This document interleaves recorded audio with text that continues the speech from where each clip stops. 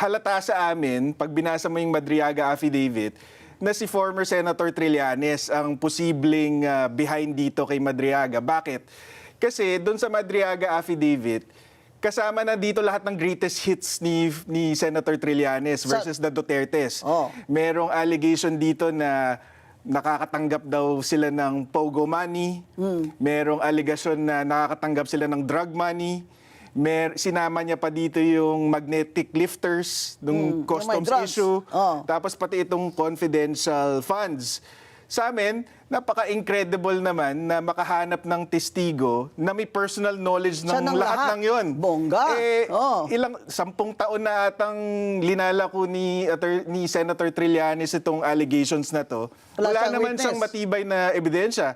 Tapos suddenly, just in time for the impeachment, merong isang Madriaga na alam niya lahat yon. Ano itong background niya at character nitong Madriaga at nasa kulungan siya ngayon kasi they are proving in the perjury case not only that nagsisinungaling itong si Madriaga, kung hindi aside from that na somebody is he is a puppet and somebody is pulling the strings. Andito kasama natin ngayon one of the lawyers of Vice President Sara Duterte. At mapapaliwanag niya sa atin ang sino ba tong si Madriaga na ito at napakasikat itong na parang kung pakwentuhin mo itong mga kalaban ni VP Sara, ito na talaga ang smoking gun. Ito na talaga ang pinaka witness nila para sa impeachment complaint nila. Kaya andito po ngayon, kasama natin ang, bago ko lang ito nakilala, pero anak ito ng aking friend. Welcome, Attorney Salvador Panelo Jr. Yes, Salvador Paulo Panelo Jr. So, Attorney Paulo, Yes. welcome. Thank you for the invitation and thank you for having me. It's a privilege to be here with you. Now, Attorney Paulo, you're the lawyer of Vice President Sara in a perjury case against Madriaga. Can you tell us briefly why you are saying that this is a perjured affidavit? Yeah, kasi karamihan ng nasa laman ng affidavit niya, pati pangalan niya, mali or hindi totoo. Sabi niya kasi dito na nagtatrabaho siya for VP Sara, simula pa lang nung mayor siya ng Davao City, hanggang sa naging kasama daw siya sa PSG at sa VP SPG na nagproprotekta dati noon kay PRRD, pati kay VP Sara. Pinabuo daw siya ng isang campaign group ni VP Sara noong 2020 na may pangalang Isip Pilipinas, hanggang sa nagde-deliver daw siya ng limpak-limpak na salapi sa mga sasakyan na galing daw sa confidential funds. Nasa maleta ba? Nasa sasakyan daw po. Wala po sa maleta. Ibang style. Pero itong si Madriaga, did he ever work in any way, directly or indirectly, with Vice President Sara in Davao? Hindi po. We have, hindi lang po sa Davao City, we have certifications from the Davao City Local Government, the Presidential Security Group, the Vice Presidential Security and Protection Group, So, Department of Education, and even the Office of the Vice President. Wala po siyang connection sa mga hindi ba ito opisina. si Madriaga ngayon nasa kulungan? Opo. Anong kaso, attorney? For kidnapping for ransom. Aba, bongga. Bongga pala ang kaso nitong Madriaga. At sinasabi nilang siya ang pinaka-credible witness against VP Sara. Wala na ba kayong ibang makuhang witness dyan na hindi naman kidnapping for ransom?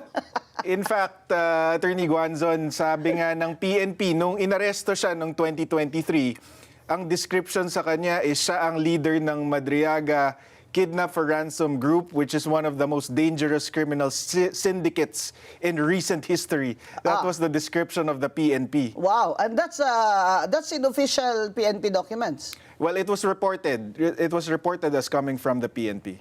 Yun. Nagtataka ko, yung storya niya, pilit na pilit nilang pinagdidikit na may na inutusan siya. Okay? In behalf of Vice President Sara na magdala daw ng pera. Ano ba itong mga pera na ito, attorney? Ang Sinasabi sinasabi niya, confidential funds daw. Magkano daw? Merong delivery ng 80 million, merong tigta 33 confidential fund. million, merong Pa- patang 1 billion. Paano daw niya alam na confidential funds? Wala siyang sinabi, hindi niya in-explain. Basta inutusan lang siya magdala. Sino Oo daw daw. nag-utos sa kanya? Si VP Sara daw mismo. Oh, talaga. May text siya. Di kagaya ni Yusek Bersamin. May text sila ni Bongbong. Oo. Di ba? Bongga, ito. Walang text. Attorney. Wala. So far, yung affidavit niya mismo, wala talagang substantiation, walang nakadikit na any evidence. O, saan daw niya kinuha yung pera? Well, sinabi niya, inabot daw sa kanya ni Colonel Dante La Chica, na dating OVP security officer. At Bakit daw sa kanya inabot? dahil parte nga daw siya ng grupo. Pero meron tayong testimony from Colonel Dante La Chica na hindi niya man kilala tong si Madriaga. At saan daw niya deliver at kanino? Kung kani-kanino, meron daw sa parking lot ng Mega Mall, meron sa Ombudsman parking lot, meron sa isang mayor in Laguna na hindi naman pinangalanan, meron sa Novaliches, sa Santiago family. Pero walang mga detalye, 'di ba? Oo. At yung mga detalye na binigay niya, kunyari, meron siyang sinabi, dineliver niya sa Mega Mall parking lot. Tapos, white Vios daw na may 80 million ng laman.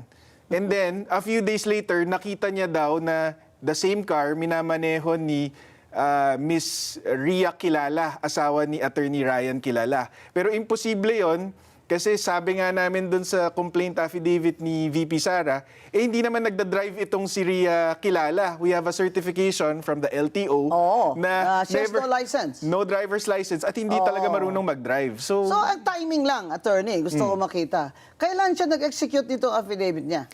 November 29, 2025. Oh, simula na noon ang first impeachment, di ba? Meron na. Tapos na. Voided na ang first Oo, impeachment. tapos na. Tapos, at saka siya ngayon, sa November siya. Bakit daw ngayon lang siya nag-affidavit niyan?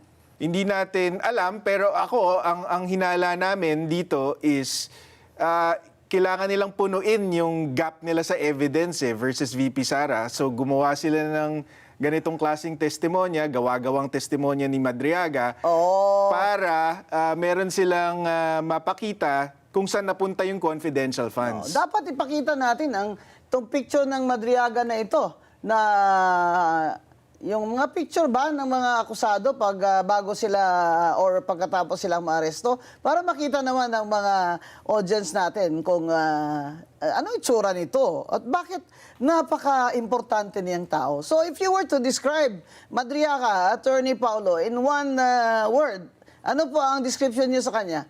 Huwad, sinungaling. Yun ang bod nun, talagang. Oo. At saka Attorney Guanzon, hulog ng langit kung tutuusin. Oh, bakit? Sa amin sa defense, kasi kung yan ang star witness ng mga impeachment complainants, lagot sila. Kasi halatang halata na politically motivated yung impeachment complaints kung ang star witness nila napakasinungaling at Oo. basag na basag sa At nasa kulungan. ebidensya. Nasa kulungan pa. Oh, ang magandang tanong doon, sino kaya nakahanap dito sa kay Madriaga na para sut-sutin ito na mag-affidavit? Sa palagay mo? Wala kaming ebidensya dito, Attorney Bing, pero halata sa amin, pag binasa mo yung Madriaga affidavit, na si former Senator Trillanes ang posibleng behind dito kay Madriaga. Bakit? Kasi doon sa Madriaga affidavit, kasama na dito lahat ng greatest hits ni Senator Trillanes versus the Dutertes. Oh. Merong allegation dito na nakakatanggap daw sila ng pogo money. Merong allegation na nakakatanggap sila ng drug money. Sinama niya pa dito yung magnetic lifters, ng customs drugs. issue. Oh. Tapos pati itong confidential funds. Sa amin, napaka-incredible naman na makahanap ng testigo na may personal knowledge Siya ng ng lahat lahat. ng yon. Bongga. Oo. Ilang 10 taon na atang linalako ni Senator Trillanes itong allegations na to. Wala Wala siyang naman witness. siyang matibay na ebidensya. Tapos suddenly, just in time for the impeachment, merong isang Madriaga na alam niya lahat yon. Oh. Diba? Kami nga, Attorney Guanzon, doon sa complaint affidavit ni VP Sara, para lang definitively mapatunayan namin na hindi sila magkakilala, we had to get the testimonies of 7 witnesses. Para lang siguradong each witness is speaking from personal knowledge. So, Okay, na hindi siya kilala. na hindi siya kilala. And imposible yung mga sinasabi niya. Hindi siya, sabi nga nung... Can you give me the names of your 3 witnesses? I have 7. That's former PSG Commander Major General Jose Niembra. And then we have a former PSG Commander Brigadier General Randolph Cabangbang.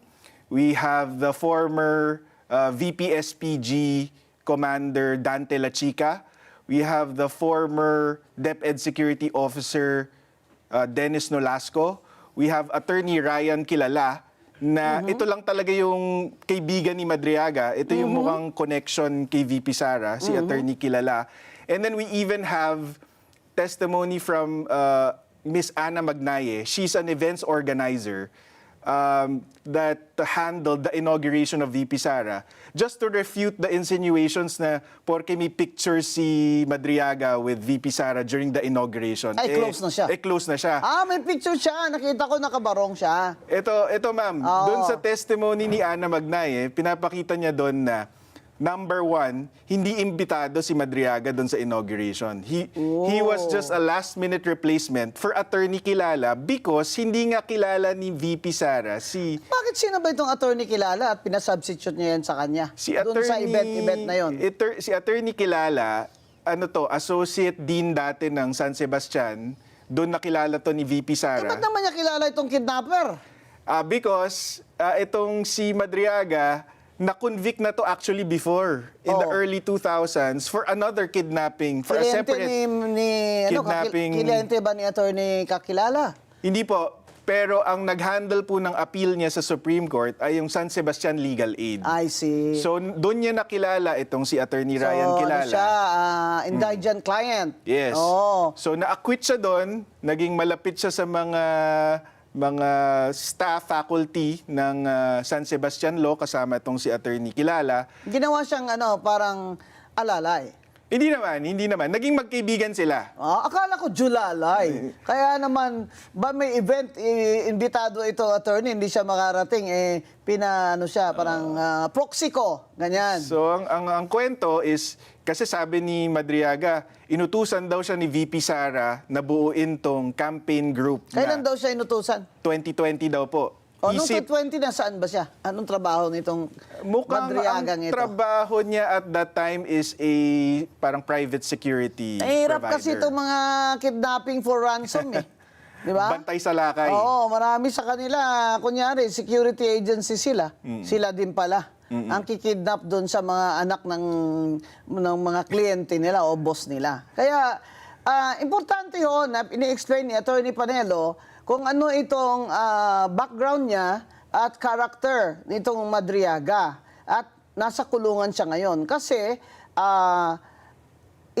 they are proving in the perjury case not only that nagsisinungaling itong si Madriaga, kung hindi, aside from that, na somebody is, he is a puppet and somebody is pulling the strings. Kasi kung titingnan mo, bakit naman si Madriaga bigla na lang susulpot ng ganyan kung wala siya makukuha? Di ba?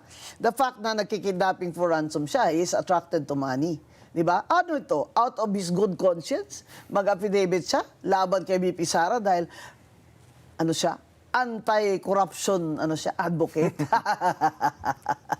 Huwag mo na kami ibudol, ha? Talagang, ang hirap mo paniwalaan. Actually, ma'am, yung testimonya nga nung events organizer is nagpa-unlock si VP Sara ng picture taking sa lahat ng bisita. Of course. Hindi lang sa bisita, pati yung onlookers.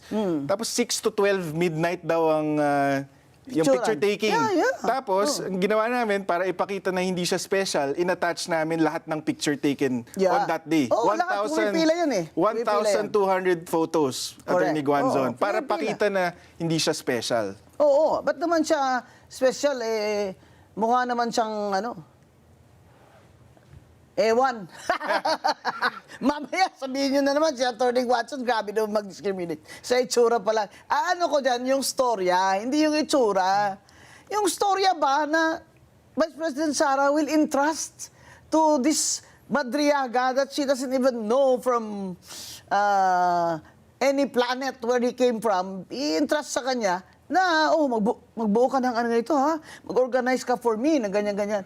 Sino naman maniniwala dyan kay Madriaga kung mag-organize din siya ng mga campaigner? Sabi nga, ma'am, ng witnesses natin, former PSG commanders at itong si VP SPG commander, pag nag-screen sila ng mga tao na may kipag-meeting kay VP Sara or kay former President Titingnan nila Duterte, criminal records. hindi nila papalapitin ang tao na may criminal record Oo. gaya ni Madriaga, let alone entrust him with protecting them or Oo. working for them. So, imposible talaga yung sinasabi ni Madriaga. Pero napakalakas ng loob nila na nilagay nila yung affidavit ni Madriaga sa kanilang impeachment complaints. Actually, natutuwa kami.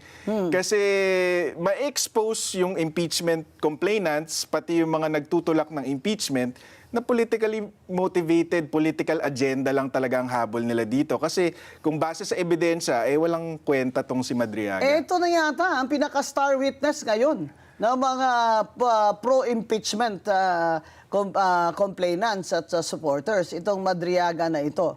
Aba, surely you can do better than this. Ngayon, sinabi ng House of Representatives Committee on Justice, nanalo na sila, na may sufficiency in substance ng complaint against VP Sara. So now, attorney, they will go to voting in the House and they must get at least 1/3 para ipadala sa Senate. And the affidavit of Madriaga is one of their exhibits or evidence that they will submit or they have submitted to the Committee on Justice and then all the way to the Senate kung mangyari ito. So you're going to demand in subpoena that you can cross-examine Madriaga? Yeah, it's actually a litigator's dream to cross-examine somebody like Madriaga na napakasinungaling. Kasi alam mong kahit anong isagot niya, mahuhuli mo siya. So, yeah. I mean, may balita last week, Attorney Guanzon, I'm not sure if you caught it, na nung nag-file kami ng perjury complaint, biglang may lumabas na may death threat daw kay Madriaga sa loob ng kulungan. Oo. Meron ding report na inaalok daw siya ng 1 billion not to testify. Sa amin, walang kinalaman si VP Sara dyan because VP Sara actually wants him to testify. Oo. Bakit? Kasi one, siya lang ang makakaamin na gawa-gawa yung storya niya. Two, siya lang makaka-identify na kung sinong handlers niya, sino nagtulak sa kanya. Tapos kung tindigan naman niya yung testimonya niya, we will shatter his testimony even more. Okay. So, for example, ano pong tanong ninyo kay Madriaga on cross-examination? Pwedeng as simple as paano kayo nagkakilala ni VP Sara? Kasi we all have evidence on, on Paano their sila history. nagkakilala? Inassign daw siya ni PRRD kay VP Sara. Yun ang testimonya niya as early as 2016. Sabihin natin, anong pruweba mo? 'Di ba? Kasi we all have the certifications proving that he has no connection And he has never been employed by former Yeah. President Duterte. No. Kunyari, try nila i-refute yung 7 witnesses, meron pa kaming mga kasunod dyan. So, wag silang magkakamali. So, magkasunod na mga witnesses daw, whose affidavits you have not yet submitted Hindi pa. in the perjury complaint. Yeah. Hindi pa. Okay. So, what's the status of this perjury complaint now? Well, we just filed last week. Our expectation is papasabpina itong si Ramil Madriaga and will be directed to file a counter affidavit. Saan ba siya sa jail ngayon? Anong jail? BJMP in Taguig. Okay. Yeah. So, madali naman siya isabpina kasi nandyan lang siya. Aha. Hindi naman siya lilipad puntang Iran di ba? So, I'm sure may maglo-lawyer sa kanya, di ba? Meron na po siyang lawyer ngayon, si Attorney Raymond Palad, I think that's his name. Oh, that sounds familiar. O baka naman itong Palad, dito yung mga radio announcer noon, naalala ko. So, is he what, like a POW client? It doesn't seem that way, pero itong comment ko kay Attorney Palad is pati siya, parang naloloko siya ng client niya. Kasi for example, sabi niya, when he discussed this affidavit, sabi niya, binisita daw ni VP Sara si Madriaga Saan? sa kulungan to try to prevent him from testifying. Ano ba yan ang akala niya to sa Vice President? Tanga. Binasag agad to ni Secretary John Vic Remulla mismo. He came out publicly to say, hindi totoo yan. Kinausap ko yung warden. Ibang tao ang binisita ni VP Sara. The warden was there in their visits at hindi si Madriaga ang Alam ko binisita yung niya. binisit niya na iba. Ano yun? Talagang binisit niya yun. In fact, she said that Yeah. she visited him. Yeah. Hindi grabe naman. Grabe naman itong ambisyon mo, Madriaga. Nabibisitahin ka pa ni Vice President Sara. Baka mag-ambisyon ka dyan, nabibisitahin ka ni Attorney Guanzon. Para talaga tuluyan na yung yung imagination mo ba? You can let your imagination run wild. So, ang natin, attorney expectation is he will file his reply answer his Counter affidavit. affidavit. Yes. And then, do you still plan to file your reply affidavit for the Vice President? Yes. Yeah. If he stands by his testimony, ang gusto namin actually, Attorney Guanzon, meron siyang mga allegations kasi na walang detalye. Yun. Sa Pa- cross-examination, palibasa- specify yun. palibasa- ng lawyer for the complainant. Palibasa, nagsisinungaling siya, hindi siya makaprovide ng detail. So, ang Correct. gusto namin, mag-provide siya ng detail para mas lalo naming mabasag yung testimonya niya. You can do that on, you can do that on cross. Yeah. So you filed it in what prosecutor's office? Tagig, because that's where the affidavit was executed. Yeah. Was notarized? Yes, notarized. Yes. And the notary public was a POW lawyer, a lawyer of the Bureau of Jail? I understand that this notary public was engaged by Attorney Palad. I think I saw an interview of him saying that. So dinala ng abogado niya. Opo. Oo. So, well, everybody's entitled to a lawyer, mga kaibigan. In fact, sa inyong ating constitutional right to due process, kailangan naman talaga may due process at lalo na sa criminal cases, ay kailangan talagang may abogado sila. Di ba? Sa mag-confession ka nga, kailangan in the presence pa of a lawyer. Di ba? Of your choice na ikaw pang pumili. Di ba? Pag ikaw ay inaaresto, kailangan basahan ka ng yung mga karapatan which they call the Miranda rights. So, ganyan ang mga kaso, kailangan may due process, di ba? Yung due process na yan, very important yan Kasi yung first impeachment na case nila kay VP Sara, sinabi ng Supreme Court na ang due process ay sa lahat ng step, dapat present yan. At in the case of the impeachment complaint, the first one versus VP Sara, ay na-violate yon ng House of Representatives. Kaya naman ngayon, makikita niyo mga kaibigan, masyado ng OA si Congresswoman Luistro. Hire the hands! Hire your hands! Hire your hands! So, masyado ng OA just to show the public and the Supreme Court na may due process talaga dito. Kaya ngayon, bibigyan na nila ng kopya ang lahat ng mga congressmen at congresswomen.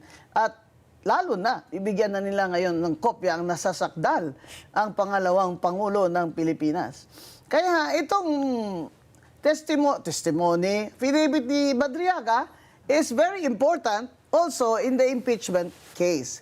Now, since he is their star witness, abangan natin ang magiging cross-examination ni Attorney Panelo Jr. dito kay Madriaga para mag-enjoy tayo. Ngayon, obvious naman talaga na ang impeachment ng mga kaso laban kay VP Sara ay political na. Or dati ng political, even the first one. Kasi siya naman talaga ang the woman to beat in 2028. Hindi ba? Matagal ko na sinabi yan. At sinabi din dyan ni dating Senate President Frank Drilon that she's really the woman to beat. Sinabi rin ni dating Ombudsman Justice Conchita Carpio Morales that she's really ahead, right? So, the only way for them to knock her out this early in the game, 2 years before the election, is to impeach her. But the biggest problem of the BBM administration is that they do not have the numbers in the Senate. In the Senate, they must get 16 senators to vote in favor of the impeachment. Nabawasan na sila dahil si Senator J.V. Ejercito ay nagsabi na malamang hindi siya pipirma dyan. At ang grupo ng NUP na partido ni na Congressman Puno at ng industrialist multi-billionaire na si Enrique Razon ay nagsabi na hindi sila pipirma dito sa impeachment na ito dahil wala namang bagong ebidensya. Ang bagong ebidensya nila, si Madriaga. Yes. Kaya napakalaki ng trabaho ni Attorney Panelo para sirain, pulbusin itong mga statements si Madriaga and show him that he is the fraud and liar that he is. So, ladies and gentlemen, friends, please, abangan ninyo mga susunod na kabanata dito sa Usapang Matino para ma-update tayo ni Attorney Panelo Jr. sa kasong ito. At good luck, Attorney Paulo Panelo. Thank you. It's Good luck to you. importanteng trabaho, sabi mo nga, pero hindi siya mahirap, ma'am. Kasi Oh, very napakasinungaling, napakadaling basagin. Very good. So, we wish you luck. And Thank you. thank you